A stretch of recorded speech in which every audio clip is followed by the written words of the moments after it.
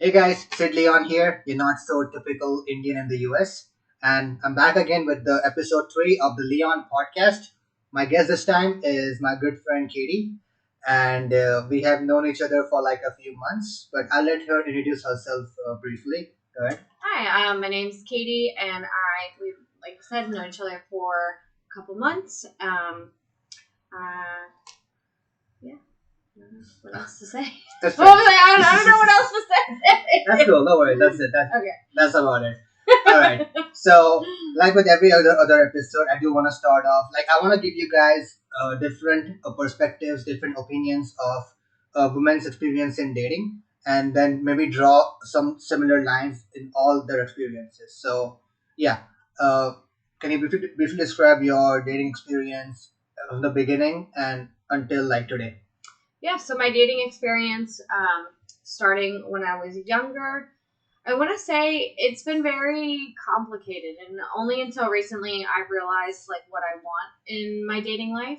But when I was younger, I was going for like the bad boys, right? So it really intrigued me, especially. This is like not something great that I'd like to admit, but like especially with other women being involved, and if he were to pick me, it was like, oh my gosh, like he chose me. And now I realize that wasn't the best approach in dating. So I kind of wised up a little bit, but yeah. So now I align my goals and my dating life and how that's like those two are can correlate and interact with each other. So yeah, I mean, I've had experiences with cheating in the past and just not really great relationships that didn't fulfill or align with any of my goals at the time. And now that I'm older and wiser, I realize that. So that's kind of where we are now. Older, right? How old are Yes. you again? 26. You didn't have to say that, but never ask a woman her age, guys. Principle rule, right? Anyway, but I do want to ask that with all those, you mentioned bad boys, right? But what was the thing that initially attracted you towards them? Like, what were they showing you? Well, I think they were very, very outgoing, very like were upfront about what they wanted. Um, it could have been like a complicated, messy way that we got to know each other, whether, maybe cheating or like, I don't know, just wanting multiple women and then me wanting to be that person, I things see. like that. So you were trying to like stand out from the rest of the women, Yes. or like for like the claim that, oh, I have you, not you. Yes. Okay, got it. Yes. Okay, so this is what I talk about in my other videos. This is what I call as pre-selection. I mentioned that if you're a man who no other woman wants, then no any woman won't want you. You would wanna be a guy that every woman wants, and then that one of those women will happily pick you. This is what is happening here. This is what's called pre-selection. Like so the woman you are interested in would like respect you and like you only if other women respect you and like you. And obviously other men should also respect and like you as well. That's just a bonus. But I promise you, no woman who is attractive, who is like at this level, will like you if no other woman likes you. Now I'm not saying go out and cheat and all that, but am I saying be popular with women? Of course you have to be, because that's the only way you like portray yourself as this man who is a respectable man. And the only way you do that is by doing the hard work and the putting in the effort and dedication it takes to be financially well off, have a fit body, have great social skills. So, and all of those are in my previous videos, so you can always check them out. And also you can reach out to me on my Instagram where I can coach you personally for all these things. Lovely. Thank you for describing that. And now I wanna like move on to the next topic. I have a list here. Okay. So the next thing I want to talk about is, if let's say we remove all the institutions of marriage, girlfriend, boyfriend, being monogamous, or like just like maybe like having your female friends as just platonic, like if we remove all these institutions that human beings have created, and we just look at men and women in terms of God, like how they made men and women, their biological impulses. So looking into like this void of space where you just have a man and a woman, and with all the tools around you, but we don't have any of the institutions of relationships like marriage or girlfriend boyfriend. So in that case, what do you think is an ideal, good, fulfilling relationship for man and for woman? So removing titles and all of that nonsense, right? I think a good fulfilling relationship is going to meet your emotional, your physical needs, as well as, you know, people just they need to they need to be connected in a way that like maybe it's even further than physical and emotional, but maybe like spiritually, and just be on the same path of um, wanting to be better as a whole. And yeah, so what else do we think on that portion?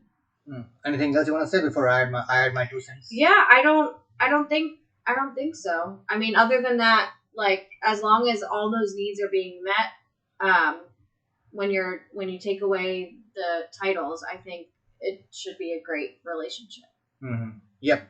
So all these titles of wife and boyfriend, girlfriend. The thing is, okay, I'm not saying they're bad. No, but I'm also saying that some of these go against our biological impulses. Now, as a man, here's a fact: you do want sexual variety, right? Now, when you're committed to one woman, and if you like, let's say, hook up with someone else, then it's like that society will like demonize you, right? They will ostracize you. They will like just like tell you that you are a cheat and all that. I think when she said that they're a cheat, right? Cheating in the past. So, however, here's what I believe is a true happy relationship. You emotionally and spiritually connect with one woman completely, and as a man, your role is to provide for her in every single way to the point where she doesn't have to work, and she should also fulfill your spiritual and emotional needs, everything, and in the only way, in the way only a female can. No, a man cannot give you that. So as long as that's fulfilled, and you love that person genuinely, I think it's totally justified for you to hook up with someone else, because it is simply just a hookup. It's nothing more than that. Now, it would be a different story if you actually emotionally connect with that person. Now, that is real cheating. That's something I don't condone. No. But if you have sexual variety, it actually improves your relationship with that one person you love, because after the variety, that person then becomes the variety, right? That person becomes the new one. So in my opinion, and I know I'm gonna get a lot of flack for this, but I just feel that in a completely simplistic world, removing all the norms and ideals that society tells us to believe in, tells us that this is the right way to follow, I don't follow those. I question where did those come from. I think that someone at some point had this idea that everybody should follow the same path, while completely disregarding the biological impulses of men and women and of the differences in people. Everyone is different. But what's common is a man's instinct to procreate and a woman's instinct to nurture. So as long as you can provide a woman with that, a woman can provide you with that. And as long as she understands that a sexual variety is simply you fulfilling your urge, and it is only gonna make your relationship better, not worse, better, then I feel that that's perfectly okay. So that brings me to my next point, which is what I call an open relationship. So first, let me hear your thoughts on this. Yeah, so this is great that we're getting to talk about this, because I think a lot of people are scared to bring up the topic of an open relationship. I know I was, but through my dating life, right? So in the beginning, my younger years, people would say open relationship, and I'd cringe, right? Because it just wasn't something that was in the cards for me. But now that I've realized, and kind of with the trauma of being cheated on and all of that stuff, I've realized that an open relationship can be a good thing in a way that, as long as you set boundaries with each other, right? And you know the line that you can't cross. For me, if I were to do something like an open relationship, it would be in the way that as long as you aren't breaking that emotional communication and emotional connection and going out and looking for that, and it's only like physical and maybe just sexual in a way, I think that that would be okay, because at the end of the day, I know that you're not emotionally connecting with somebody else. Like, to me, that would be cheating, because I should be the one that you're confiding into. We should be planning on building a life together and all that fun stuff. But I can't do that if you are going to be confiding into somebody else, or being emotionally connected into somebody else, emotionally involved, however you want to state it. I think that as long as you guys set your boundaries, that would be something that can happen.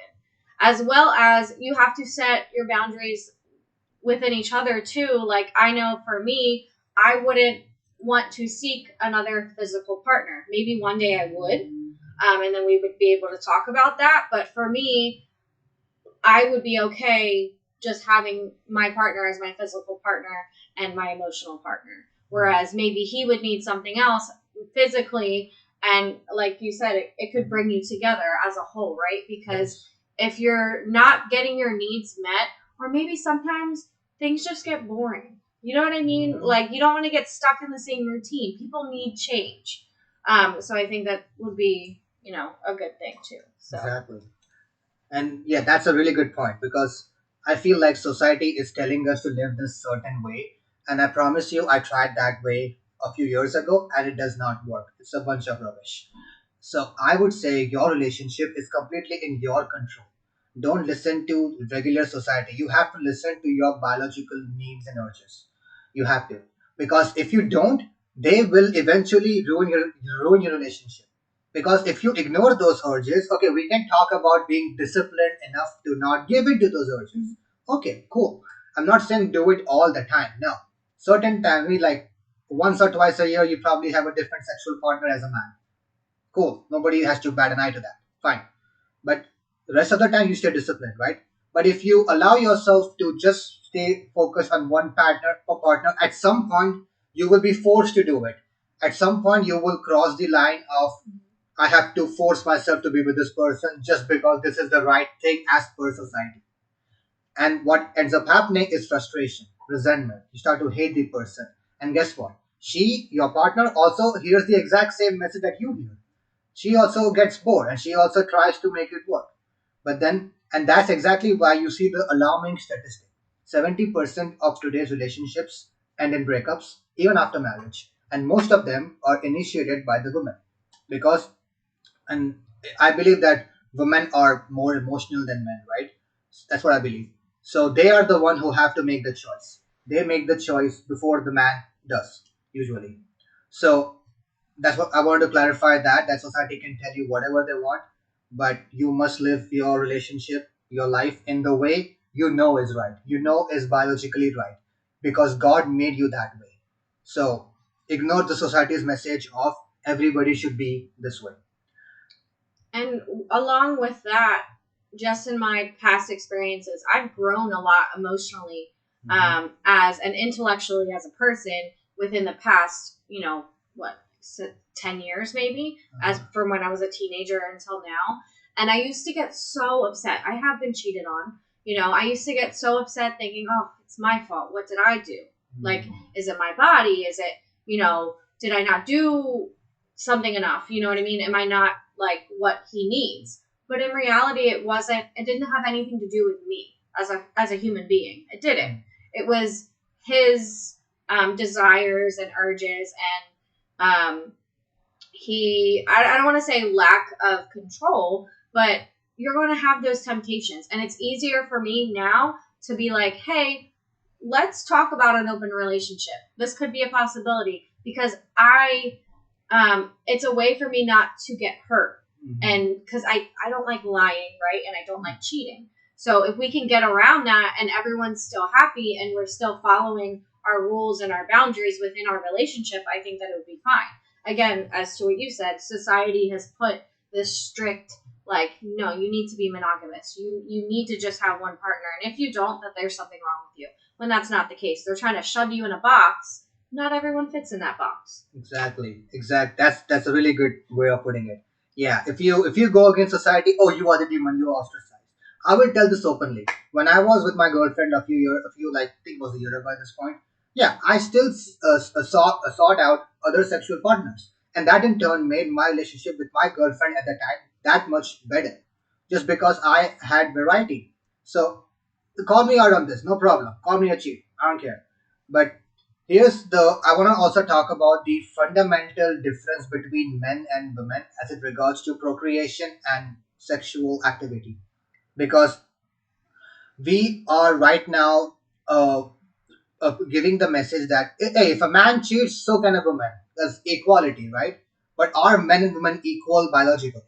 If the answer was yes, I would say sure, go for it. But the answer is no. Think about it. When a man and a woman hook up, who pays the greater price for that? Is it the man or is it the woman? Right? The woman. Exactly.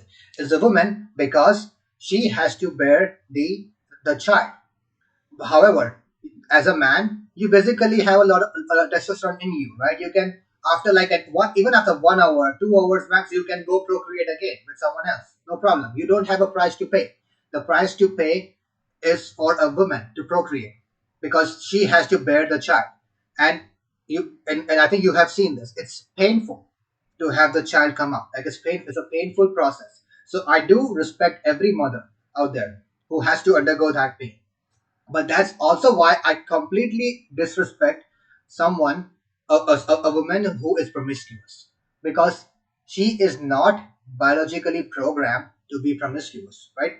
Because that's just goes against her biological imperative to just like to choose the best possible man that will ensure her survival. Because if you look at like, but it's different for a man, because if a man says he hooked up with like 5 6 women, we all call him a stud, top G, lovely. If a woman hooks up with 5 6 men, we call her slut, a hoe, like stuff like that. And feminist and most people say that's unfair. It is not unfair because this is the biological programming. A man doesn't pay a price, so he can go hook up with multiple people. Woman has a price to pay. So it is disregarded and it is shamed in every single culture across history. If you wanna go look at the past, no woman has been celebrated for being promiscuous in every single culture in history. However, look at men. Alexander the Great, Genghis Khan, had multiple wives. Their top dogs conquered the world. Multiple wives. And we respect them. We put respect on their name. You might not like what they did, but you can't deny that they have respect. They command it. And we can extrapolate all that to today as well. Even today, women are programmed to choose the best possible man for her survival. And so because otherwise if she chooses a low quality man, she doesn't think can take care of her baby and herself post the child being born, then he is no longer she won't select him. She won't like hook up with him. So they're programmed to select the best possible man, and that's why a promiscuous woman is looked down upon. How on the other side though, a promiscuous man, or like I call it a stud, he can go do it, no problem. Because he has this urge of having sexual variety. And if he does that, like we discussed earlier, it improves his relationship with his woman today. So yeah, I just want to bring that up. You want to add anything before we move on to the Yeah. next? So with that, I think as well, like we as like being a woman, if you tie with it in like spiritually, like you are allowing, like if you are promiscuous, there's nothing wrong with that. If that's your choice, then that's your choice, right? But you also know you're paying a toll spiritually as well by allowing these men to just enter in you, right? To speak, right? They're breaking that spiritual bond, and you are then consuming their energy, good or bad. So like you also have to like realize that too. Like it's sometimes it's not like just about sex. Like there is so much that goes into it. And we have a biological clock, so we can't like yes, we can um have sex whenever, right? But in order to make a baby, at some point we have to stop. Whereas men, they could keep doing whatever until they are like 80, 90, until they can't move anymore. You know Forever, what I mean? until they die. Yeah. So there's just a difference there. Whether your choice is to be promiscuous is not, just, think about that as a woman. Yeah. We have the power too, right? Yeah, I mean, women are the gatekeepers. We are. Women are the gatekeepers of sex. So I'm like, so if a woman is like promiscuous, she is basically telling the whole world, hey, I have no boundaries. Anybody can enter this, no problem. So, and that's so like disgusting. It's like this. It's like so horrible. That's why promiscuity is never like in women is never like a good thing. Never. Mm-hmm. And I think a lot has Good. to do with how society views it too. Mm-hmm. Like I said, if you're promiscuous and a woman, good for you. You know what I mean? Like that's great. It's just, we just got to think about these other things as well. Yeah, and most don't. Most like too caught up in the moment as well. Yeah. And here's the thing. Okay, modern science can fix this for you. Sure, modern science can have like, okay, you hook up, I don't have a baby, but that doesn't mean it's not wrong in the eyes of God Himself. God didn't make modern science. God made men and women a certain way. You are inserting stuff into your body to prevent what God designed you to be, right? So if you are telling me that modern science can prevent babies, that's not a good argument because that's not what you are supposed to anyways. And in similar fashion, let's say, and also God made us in this way. If a man has four wives, four like women, and he impregnates all of them, and they have babies, we know exactly who the father is. We know this is the top guy. We know who the father. We know who the mother is. However, if a woman has four men, woman hooks up with four men, do we know who the father is? No, usually we don't. We know who the mother is, sure. We don't know who the father is. And that's just like, because it comes from the father, the child basically, that does come from the father, right? That's how God designed us to be to be like this. So this has also extended into society today as well. So you cannot go against how God programmed men and women to be. That's what I'm saying. Lovely. Right. Now, next topic I do want to talk is okay, so we did talk about what kind of what kind of a man women look for, right? We talked about that here briefly and in more detail in the previous podcast. You can go take a look at that if you want to like listen to that.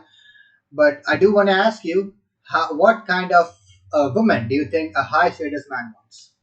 Yeah. So what do I think? They would be looking for someone who's going to nurture them, right? Meet their emotional needs as well as physical needs, but also be able to empower them to become the best version of themselves, whether that's encouraging them in their business life or whatever the case may be, because I think that they would want a strong woman behind them. You know what I mean? To be able to support and to encourage them to be the best version of themselves. So, yeah. I think, and somebody who's like willing to be open and hear the different ideas and just, like I said, just empower them as a man. Got it. Okay. For men, like men are very easy to please. I think women know that, right? They're easy to please. So all a high status man wants is beautiful, loyal, and to a degree subservient. Like she must, I'm not saying she cannot have an opinion. Obviously she can.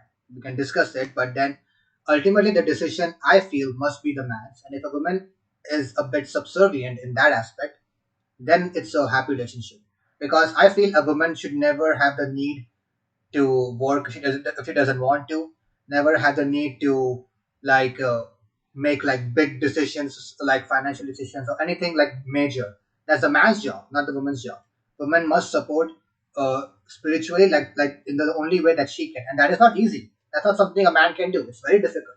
So a woman must only focus on that aspect. Everything else a man should be able to handle by himself. That's why I think subservience is not a bad thing. What do you think about that? Yeah, I mean, I don't think it's a bad thing. It all depends on your relationship too, right? I think that would be great if the man were to take the role financially and completely, right? That would take a lot of load off of us. As well as then we could focus on how to better ourselves to then better the relationship, whether that's taking care of yourself as going to the gym, like doing things for yourself, or things of that aspect to benefit both of you and not just the women or the man. And how many men right now, in your experience, do you think have the capability to support you completely financially? None that I know of. None that I know of right now. Yeah. I mean, there could be a few, but yeah, none that I've met recently. Let's say you end up meeting someone who is at that level financially, and also has the fitness to speak of, and also the social skills to talk. Basically, he is at this level. Would you then completely obey him? Okay, that's probably a wrong word, but you know what I mean. Like completely be subservient to him. If that's what our relationship consisted of, and this is what like how our dynamic worked from the beginning, sure. You know what I mean? But I don't think every relationship dynamic is that way. I think it has to be starting off that way from the beginning. You know what I mean? Does that make sense? Yeah, so let's say he hands you, like, let's say whatever you're paying your bills for, you don't have to worry about those. All your bills are paid for. You are driving on like a Mercedes or a Bentley, whatever the big car is, and then you have these really great clothes and designer bag. He also gives you a credit card to spend on every month.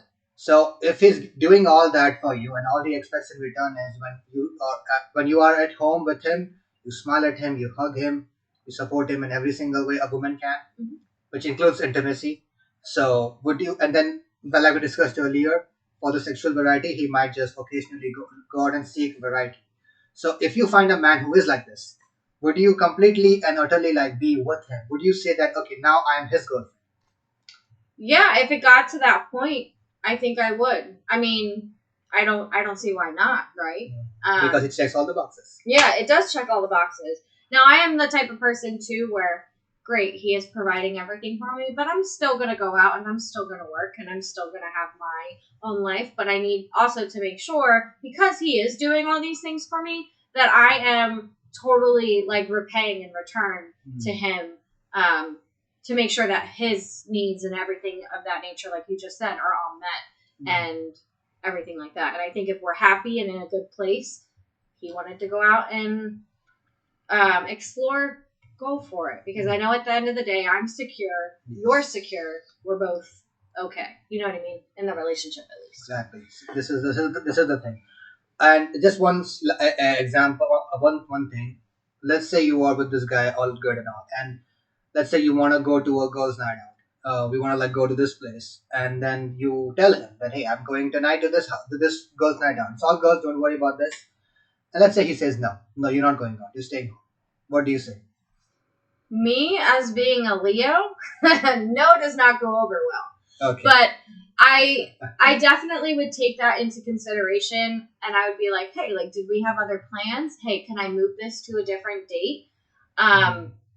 I think it's very important that in a relationship that you guys are communicating so that he wouldn't just say no. Like, there would be a reason behind it. You know what I mean? Or, I think that if it's the right person, that they would let you go out and have fun. But if he were to say no, then we would have to talk about it and be like, hey, like, why? Like, are you okay? Is everything okay?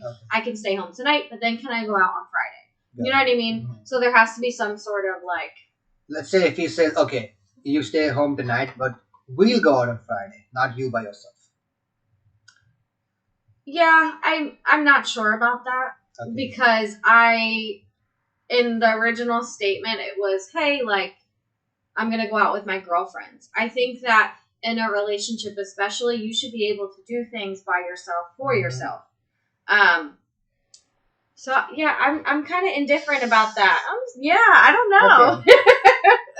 Okay. I'm just telling you because this is an aspect of being subservient. Being subservient doesn't just mean being that when everything is going well, when it suits you. In this case, it doesn't suit you. You want to do something, but you are already saying no, and it doesn't suit you. But are you still subservient? That is the main test, right? And let's say you ask for a reason, right? Let's say he just says, "I have a bad feeling." I know there are gonna be maybe he just says it one line, "I have a bad feeling." That's it.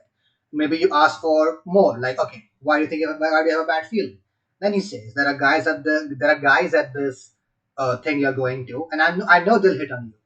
Then you probably fire back and say, "But I'll be with my girls. I'm with you. Mhm. I won't even talk to them." But then he says, "I don't trust those guys. They will try to still pull something." Now, would you say that at this point your man is being insecure or no? Yes, completely 100%. Okay. Because it's not like I'd be going out by myself. If my girls invited me out and there's going to be like 5 other girls, it's a girls' night. You know what I mean? Just like I wouldn't say if he's going to go out, he's getting ready to leave. Hey, where are you going? Oh, it's a guys' night. I'm not going to tell you to stay home. You know what I mean? I'm going to ask, hey, like, where are you going?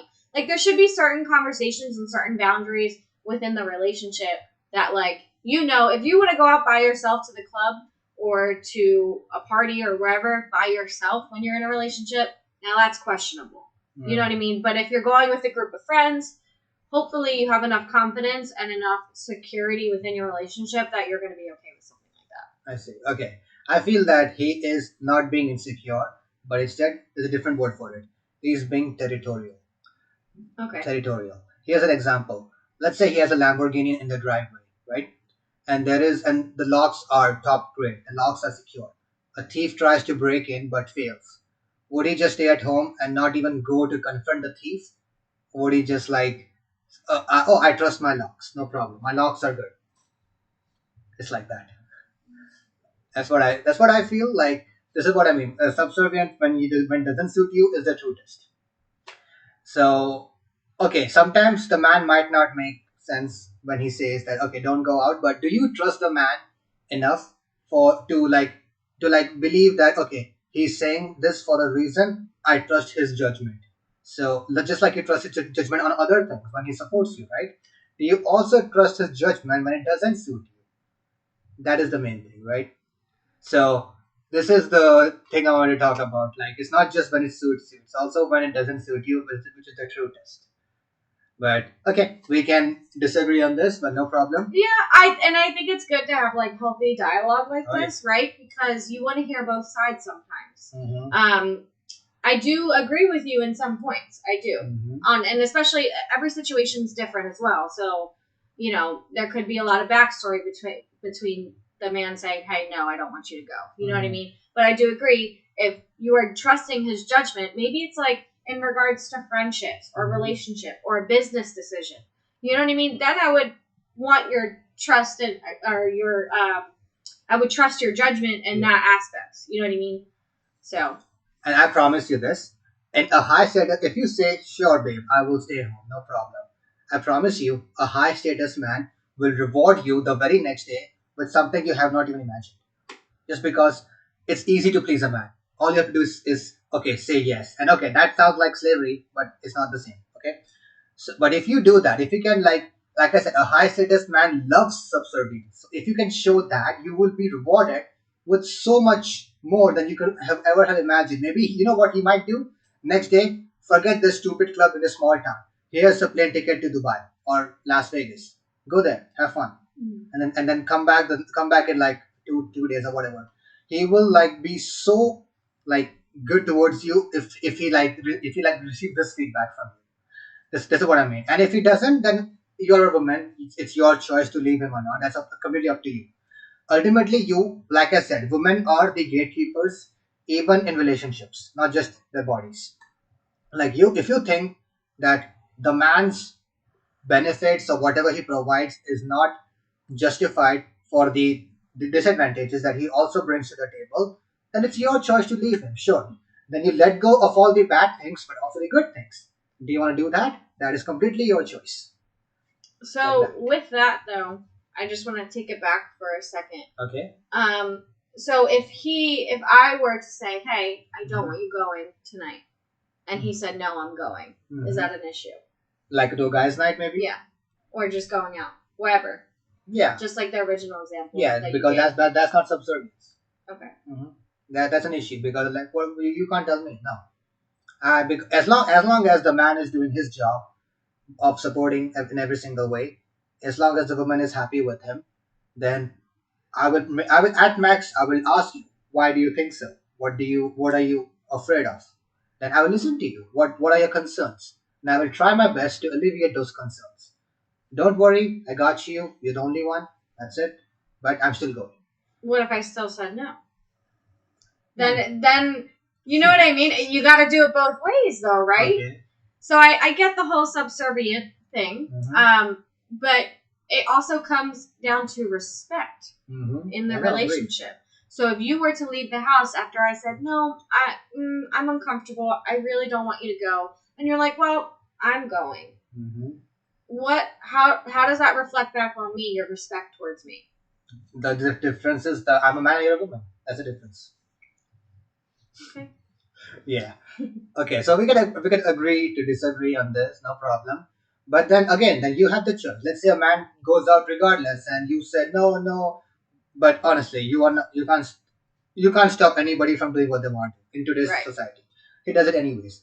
Then, like I said before, it's your choice. Do you want to tolerate that or no? You can Yeah. choose to leave. And more often than not, the high status man will be like, fine, leave. It's more often than not. If he's at that level, if he's not, then probably he'll like say, nah, nah, nah. Okay, I'll listen to you. But here's the thing: if he listens to you and says stays at home, you might like it at that point. But there is still some, and this is subconscious in women. You will still lose some respect for him. Some, even though you don't realize it yet, you will probably still lose some respect for him. Oh, he actually can be a puppy. Oh, he's not that alpha dog I thought he was. You won't think this consciously, but you will subconsciously. It's the same argument back in the World War days, where I think you have seen plenty of movies where they show this. Like a man is like saying goodbye to his wife and child before leaving for war. And the wife and child are like, please stay, please come, don't go. We want you, we need you. If a man chooses to stay, the woman is happy at the point. The child is happy at that point. But both lose respect for the man. And eventually, that's step one of a breakup. You as a man, you have to fulfill your mission first. Women is always second. Your mission always comes first. That guy's night out that you're talking about, maybe he's going to a business meeting there to get more money in for you. Maybe he's doing that. Maybe he has your best interest in heart, but he also doesn't want you questioning every single thing he does. Like, you don't need to know the full explanation how this thing benefits you. You just trust that it does. That's what I feel. Okay. Lovely.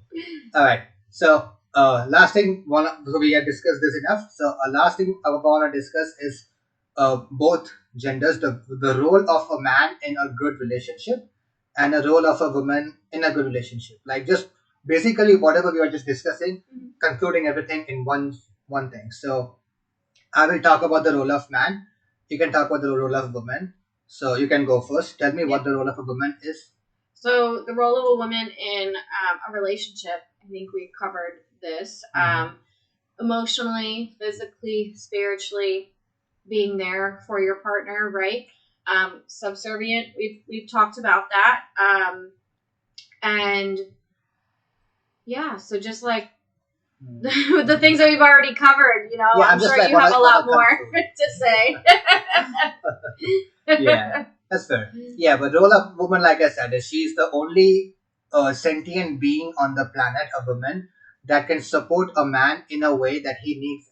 Yes. Like, and the thing is, this is a conversation I had, yes, last night, and a woman told me women can find intimacy with their female friends, like a woman connection, female friendship. There is some level of intimacy. Example, a straight woman who like sexually is attracted towards men, she will still go and kiss a woman on the cheeks, like, oh, you're so pretty, I love you, right? As a straight man, would you do that to a fellow man? No, right? That's disgusting for you as a straight man. You won't do that. So, women do find a degree of intimacy from female friendships. Men don't. Men need women for the same intimacy. So, that's why this is also like one more reason why men desire like the asexual acts more than women do, just because of this thing. So yeah, so as a role for women in society, like she just mentioned, is supporting the man in the way only she can, spiritually, emotionally, with all her feminine essence. Now, role of men. And I feel, honestly, I feel today women are doing more in relationship than they should. Like most men are, I gotta say, they're just pathetic. It's pathetic. What I'm seeing so far. Like most men are living in their mom's or parents' basement, making like 30K a year in the USA. That's where we are. Um, but and I'm like 30K a year is not even supporting yourself, let alone supporting someone else. So and then society has delivered us, the men and women, the message that financially it must be 50-50. But then that is more pressure on the woman, because now not only does she have to fulfill her feminine duty, but she also has to fulfill a part of masculine duty. That's like so unfair, so unfair. And you know what's even worse today? This is what I heard from my roommate a few days ago. I asked him, oh, so in he also he's 21 as context, so I mean he'll learn in time. He's young, but he said he's completely okay with a woman earning money for the family, and he will stay at home cooking and cleaning, doing all the traditional feminine roles. Now, that relationship will never work. It sounds good on the surface, and the normal society will tell you that this is completely fine, but over time, the woman will lose respect for the man, because everybody wants to date up. Up. A woman wants a man who makes more than her, who's more fit than her, who's more confident than her, because that's her criteria.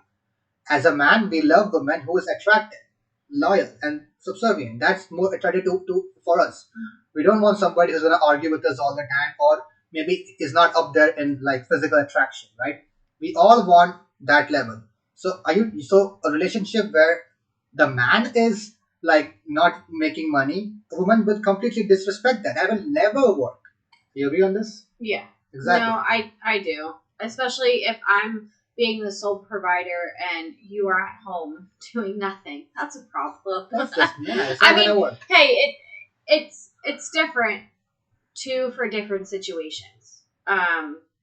If your woman is like a high executive, right, and you have children, she doesn't want to take the opportunity to stay home, and you do that, then maybe it'll work.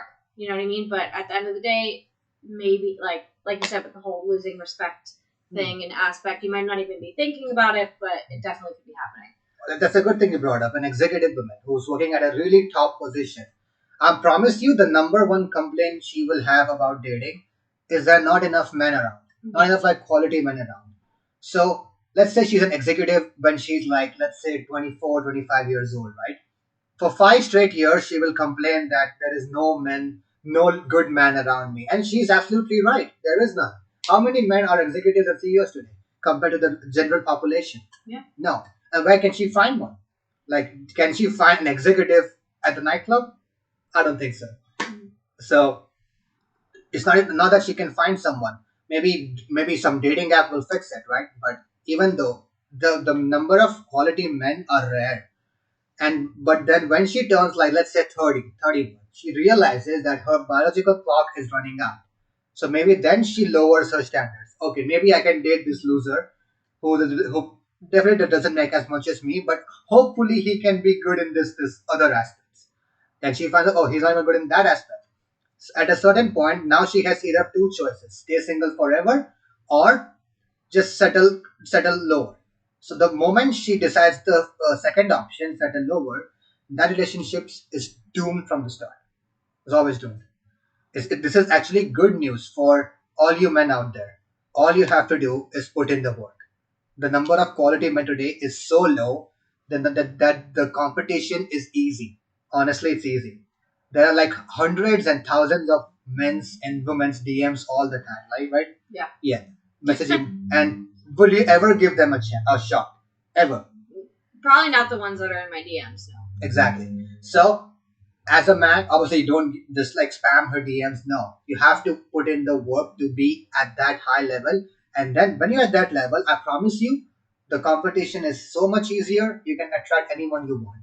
And again, I can help you in this journey personally, one on one, and it just takes three months. All I need is 3 months to put you on the right track towards this journey, and then Together, we will get over any of your hurdles that you have in dating, in like fitness, in finances, and everything. I will guide you step by step. All you have to do is reach out to me on this. But yeah, I think we covered everything that we needed to today. This was a great episode of the Leon podcast. Thank you again for Yes. joining. Thank you for having me. And until then, we'll catch you guys in the next one. Bye bye.